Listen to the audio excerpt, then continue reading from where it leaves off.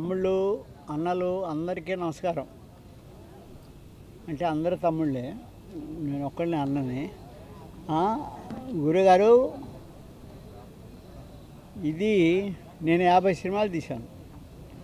50 సినిమాలు తీసిన తర్వాత నేను మానేశాను, 10 ఏళ్ళు మానేశాను.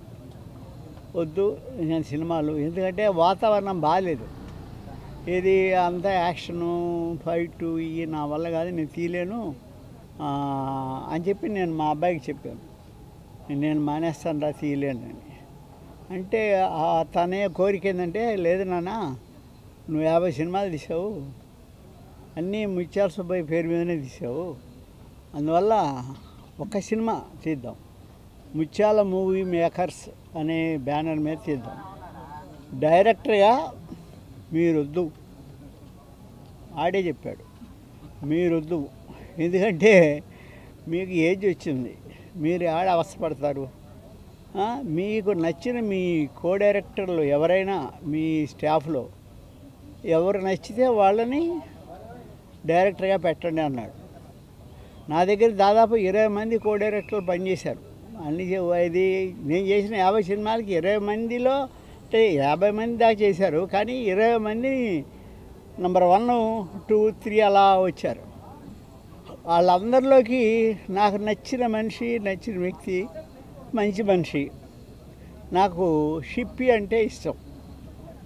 ఎందుకంటే షిప్పి ఎప్పుడాంచో ఇండస్ట్రీలో నేను వచ్చిన కొత్తలో దాదాపు 2-3 సినిమాలు అయిన తర్వాతనే వచ్చాడు. కానీ తను సిన్సియారిటీ, అక్షరాలు ముత్యాలాగా ఉంటాయి, వ్యక్తిగతంగా ఎచ్చులు లేవు. అన్నిటికంటే ముఖ్యం మంచి మనిషి అని చెప్పడానికి కారణం ఏ అలవాట్లు లేవు. తను సాధించింది ఏంటి అంటే డైరెక్షను. అన్ని సినిమాలకి ఎన్నో సినిమాలు, హిందీ సినిమాలు ఎస్జే సూర్య దగ్గర చేశాడు, పవన్ కళ్యాణ్ దగ్గర చేశాడు, చాలామంది దగ్గర చేశాడు. అందరి దగ్గర చేసినా ఎక్కడ అతనికి చెడ్డ పేరు రాలేదు, అంత మంచి పేరు వచ్చింది. పైగా ఒక కో డైరెక్టర్గా ఉండి నాకు తెలిసిన ఇండస్ట్రీలో ఏదో తన ఫలితం చేసుకుపోవడం అనేది కాకుండా బంగారు లాంటి సంసారాన్ని ఏర్పరచుకున్నాడు. అంటే సంసారం అంటే ఏది మళ్ళీ ఏదనుకోవద్దు, ఏ సంసారాన్ని తీసుకొచ్చుకున్నాడు అది కాదు, బంగారు లాంటి ఫ్యామిలీ. అతను బాగా చదువుకున్నాడు, తనకు ఒక కూతురు, ఒక కొడుకు ఇంజనీరింగ్, సాఫ్ట్వేర్ ఇంజనీర్, కూతురు డాక్టర్. ఎందుకంటే ఏం కావాలండి మంచితనం. అంటే వాళ్ళ గొడవలు వాళ్ళు చూసుకున్నాడు తప్ప కూతుర్ని డాక్టర్ చేసి కొడుకుని ఇది చేసి కంప్యూటర్ ఇంజనీర్ చేసినాడు. అలా అందువల్ల అంతేకాకుండా ఎవరికి తనకు శత్రువు కాదు, అతను అందరికీ మంచోడే. మనిషి పొట్టిగా ఉన్నాడు కానీ మనసు ఆకాశవంతం. అందుకని నాకు ఏమనిపించిందంటే షిప్పి కరెక్టు అని నేను షిప్పిని పిలిచి, షిప్పి నువ్వు సినిమా డైరెక్ట్ చేస్తున్నావు అన్నా. గురువా ఏంటన్నాడు, భయపడొద్దు, నువ్వన్నీ చేయగలవు, అంతకుముందు ఎన్ని చేసావు, అందువల్ల మంచి సినిమా. మేము 50 సినిమాలు నేను తీసా, నువ్వు ఇది ఫస్ట్ సినిమా, కానీ నువ్వు కూడా 50 సినిమాలు దాటాలి, మంచి సినిమా చాలా చేయాలి, మంచి పేరు తెచ్చుకోవాలి. మీ ఫ్యామిలీని వీళ్ళని అందరినీ చూస్తుంటే ముచ్చటేస్తుంది. సంసారం అంటే ఇలా ఉండాలి. బిడ్డలు చదివించుకున్నాడు, ఒక ఇల్లు కొనుక్కున్నాడు, తనకు వచ్చిన ఒక అసిస్టెంట్ డైరెక్టర్ తనకు వచ్చే శాలరీలో ఈ మాత్రం సెటిల్ అవ్వాలంటే మామూలు మాట కాదు. అలా చూడబట్టే షిప్పి నాకు నచ్చాడు. అతను డైరెక్టర్గా చేయాలి అని చెప్పి మా కొడుకు చెప్పాను. మావాడు కూడా ఓకేనన్నా మీకు ఎవరు నచ్చితే వాళ్ళు అన్నాడు. అప్పుడు ఆయన షిప్పిని ఓకే చేసుకున్న సంగతి చెప్పేసాం. ఒక రకంగా ఇండైరెక్ట్లో కొంతమంది షిప్పికి కూడా చెప్పేశాం. అది నా ఇంట్రడక్షన్. నన్ను గురించి మీ అందరికీ తెలుసు. 50 సినిమాలు చేసాం కాబట్టి అన్నింటిలో అందరూ చాలామంది అక్కడ చిన్నవాళ్ళే ఉంటారు పాపం, వీళ్ళు స్టిల్ ఫోటోగ్రాఫర్స్ గారు, వాళ్ళు వీళ్ళు కానీ. అలాగా నాకు మంచి అలవాటు పడ్డవాళ్ళు. ఇది ప్రెస్ అంటే ఒక పిఆర్ఓ కావాలా. ఆ పిఆర్ఓ ఎవరైతే బాగుంటుందంటే, ఒకప్పుడు పసుపులేటి రామారావు ఉండేవాడు, బంగారలాగా మంచోడు, పాపం అర్ధాయిస్ చనిపోయాడు. ఆ తర్వాత ఇంకెవరెవరు అంటే నాకు మన వినాయకరావు గారు, ఆయన ఆయన ఎంత మంచి మనిషి అంటే అంత మంచి మనిషి. ఆయన పిఆర్ఓగా అడుగుదాం అని చెప్పి అడిగాను, ఒప్పుకున్నాడు. అలాగా మిగతా ఎన్ని బాధ్యతలు ఎలా ప్లాన్ చేసుకోవాలని కూడా ఆయన సలహా తీసుకోవాలి నేను. అందువల్ల నేనుగా చెప్పేది, తను షిప్పి చాలా కష్టపడ్డది ఏంటంటే, తనకి లాంగ్వేజెస్ ఒకటి కాదు, మన హీరోయిన్లందరికీ కన్నడలో చెప్పాడు. పోయి కన్నడంలో కాదు, తెలుగులో చెప్పాడు, కన్నడలో చెప్పాడు, అన్నీ చెప్పాడు.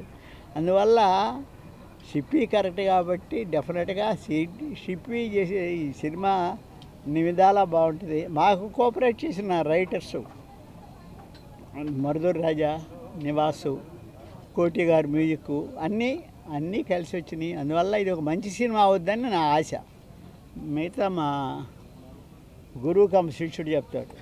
అది ఆ హీరోయిన్స్ చిన్నపిల్లలే, కానీ వాళ్ళకు ఒక బిడ్డ ఉంటే మేము చేయమని అన్నారు.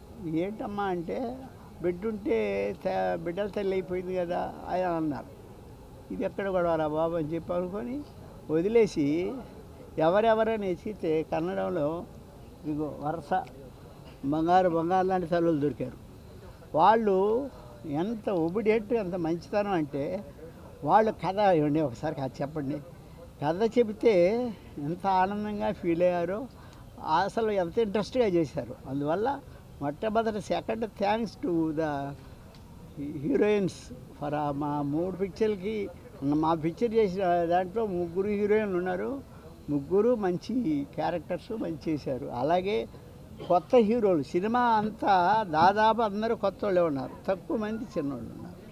ఇది అందువల్ల అన్ని విధాల సినిమా మంచి సినిమా అని నా ఆశ, మా అందరి ఆశ కూడా. ఏం గురువా, అది ఇప్పుడు పెద్దగా మాట్లాడు. మీరు స్టార్ట్ చేసిన ఒకసారి చెప్పండి. ఓకే, స్టార్ట్ చేయమని చెప్పండి ఒకసారి. Ready sir. పత్రికా సోదరులందరికీ నా హృదయపూర్వక నమస్కారం.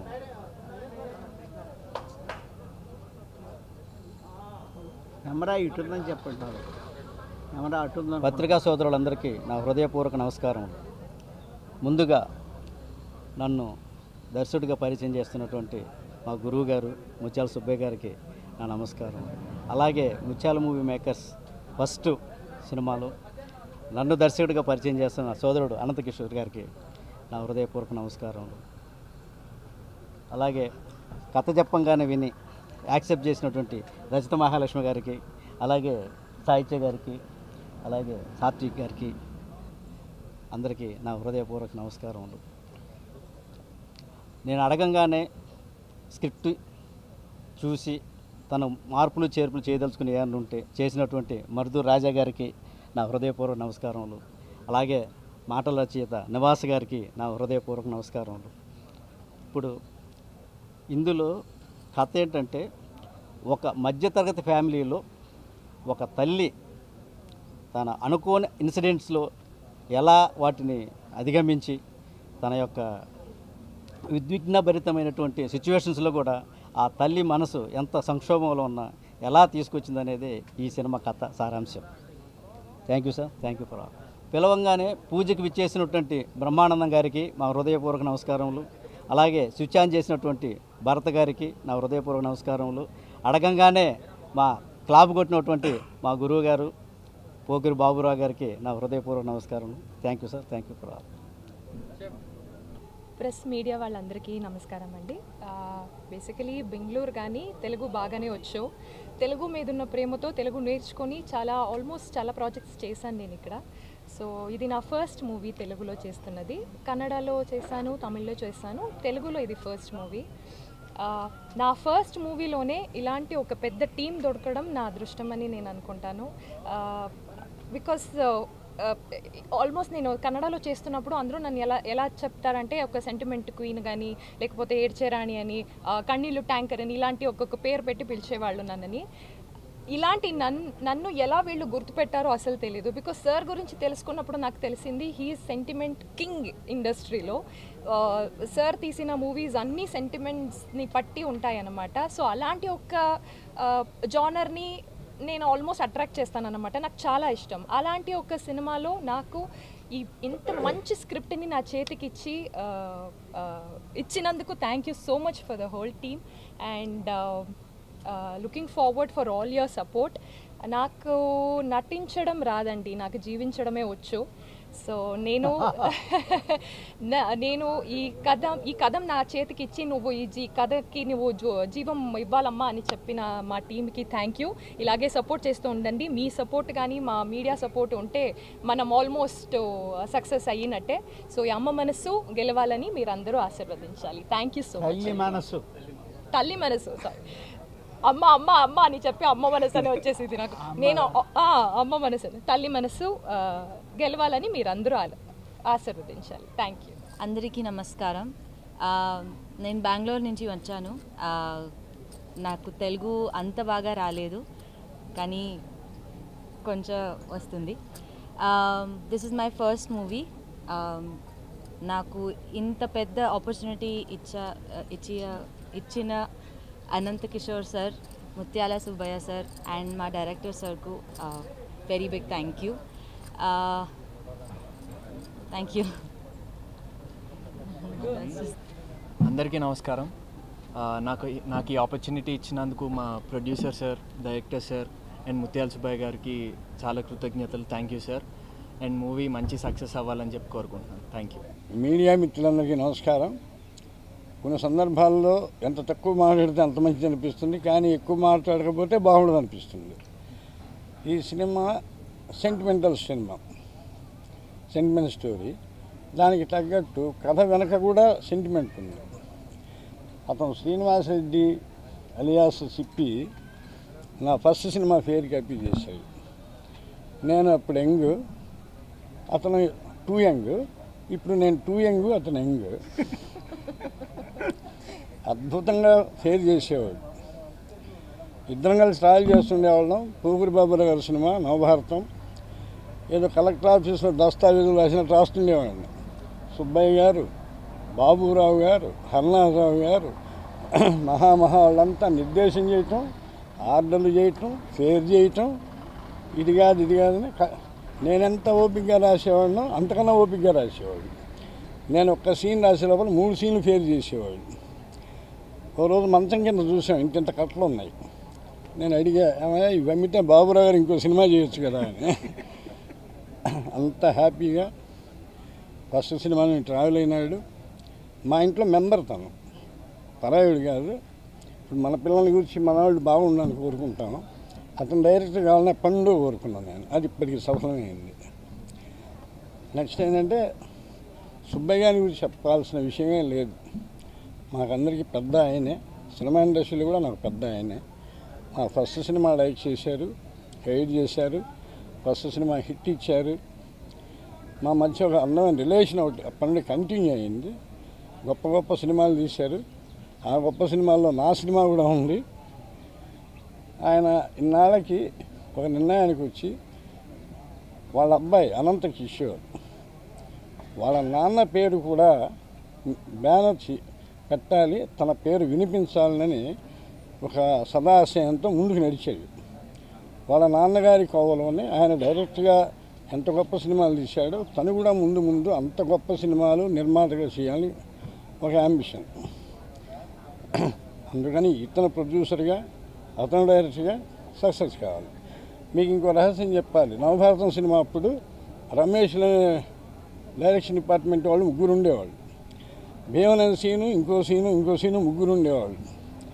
సుబ్బయ్య గారు సీను అనగానే 3 వచ్చేవాళ్ళు, రమేష్ అంటే 3 వచ్చేవాళ్ళు. అందుకని సుబ్బయ్య గారు ఉన్నట్టుండి కన్ఫ్యూజ్గా ఉంది. ఇక నుండి నీ పేరు రమేష్, నీ పేరు సిప్పి అని నామకరణం చేశాడు ఆయన. అది అలా నిలబడిపోయింది.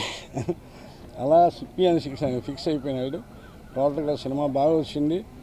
ఇంకో మాట ఆవిడకి కూడా ఆవిడ చూడగానే అనుకున్నా, ఎందుకంటే బాగుంది ఆవిడ క్యారెక్టర్, ఆవిడ కరెక్ట్గా ఉన్నారు. ఈ దిగులు మాకు 5 నెలల నుండి పట్టుకుంది. తల్లి క్యారెక్టర్ ఎవరైనా హీరోని ఎదుగుతారు కదా, హీరో గారు తల్లి ఎవరు నేను ఫోన్ చేస్తా, చెప్పి ఆవిడకి అది చెప్పానండి, భర్త ఉంటే చెయ్యట్ట. Okay. So from 9th till September 26 single స్కెడ్యూల్లో మూవీ కంప్లీట్ చేస్తున్నాం. సో క్యారెక్టర్స్ ఆల్రెడీ ఎక్స్ప్లెయిన్ చేశారు. ఇలా మేల్ క్యారెక్టర్స్ చెప్పలేదు. Male characters Kamal Kamaraju, one more Adarsh Balakrishna, I think Satvik మీ అందరికీ తెలుసు, రఘుబాబు గారు, శుభలేఖ సుధాకర్ గారు, రాకెట్ రాఘవ్ గారు దీంట్లో ఇంపార్టెంట్ రోల్ చేస్తున్నారు. మ్యూజిక్ డైరెక్టర్ కోటి గారు ఆల్రెడీ మంచి ట్యూన్స్ ఇచ్చారు. అది వైరల్ చేయాలని ప్లాన్ చేస్తున్నాం మేము. సో ఇంకా 2 ట్యూన్స్ ఇస్తున్నారు. పాటలు వచ్చి భువనచంద్ర గారు ఇచ్చారు. ఆర్ట్ డైరెక్టర్ వెంకటేశ్వర గారు. వైట్ మాస్టర్ చెప్పాలా, కెమెరామ్యాన్ సుధాకర్ రెడ్డి గారు ఇక్కడే ఉన్నారు. సో రిలీజ్ వచ్చి నవంబర్ కానీ డిసెంబర్ కానీ ప్లాన్ చేస్తున్నాము. డైరెక్ట్ థియేటర్కి రిలీజ్ అయ్యేది, థియేటర్ తర్వాత ఓటీటీ ప్లాన్ చేస్తున్నాం. సో ఇలా క్వశ్చన్స్ ఉంటే అడగొచ్చు. మీడియా మిత్రులందరికీ నమస్కారం. ఒక మంచి పాయింట్ని మా గురువు గారు ముత్యాల సుబ్బయ్య గారు, అన్నయ్య మధుర్ రాజా, మా డైరెక్టర్ సిప్పి గారు, శ్రీనివాసరెడ్డి గారు అంతా కూర్చుని దాన్ని బాగా డెవలప్ చేసి ఇచ్చేశారు. మా గురువు గారు సెంటిమెంటు, డ్రామా, నాది మధుర్ రాజా అన్నయ్య ఎంటర్టైన్మెంటు, ఈ 2 మిక్స్ అయ్యి సినిమాలో ఉంటాయండి. ఇంకో అన్నిటికంటే మెయిన్ విషయం ఏంటంటే మా ప్రొడ్యూసర్ కిషోర్ గారు సినిమాకి సంబంధించి ఏం అడిగినా సరే ఎప్పుడు లేదు అని ఇప్పుడు దాకా అయితే ఏమనలేదండి. అసలు ప్రొడక్షన్ వాల్యూస్కి ఆయన చాలా వాల్యూ ఇచ్చే మనిషి. ఎందుకంటే ఆయన పుట్టిందే సినిమా ఫీల్డ్లో కాబట్టి ఎప్పుడు ఏది అడిగినా సరే ఇది వద్దు, ఇది కాదని, మీరేం కావాలో అడగండి, మీకు ఏం చేయాలో చేస్తాను అని చెప్పి చేస్తూ వచ్చారు. ఈ సినిమా మా గురువు గారికి, మా గురువుగారు వాళ్ళ అబ్బాయికి, నా మిత్రుడు శ్రీనివాసరెడ్డి గారికి అందరికీ మంచి సక్సెస్ అవ్వాలని చెప్పి కోరుకుంటున్నాను.